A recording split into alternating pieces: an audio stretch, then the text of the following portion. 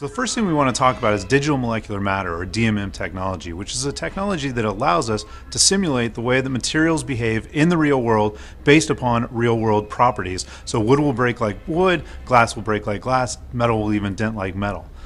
So what we have here is a piece of plywood that's actually authored using the traditional methods for breakables. And what we have is we built one piece of plywood that's whole and then a broken piece of plywood that will actually swap on the fly when Adam goes ahead and shoots a Death Star ball here to break it.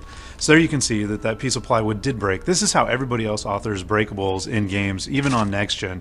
And it's not very interesting because it doesn't take into account the direction of the impact, the force of the impact, the size of the object that's actually hitting it, and it looks pretty much the same every single time. But if we move down the hallway, we can show you a piece of plywood that actually has digital molecular matter applied. And here you can see that it breaks differently every single time. It actually takes into account forces in the real physical world, and it behaves like you would expect plywood to do. And every time we reset this, you can actually see that it will break differently and again provide just a level of realism and fidelity that is absent in most games.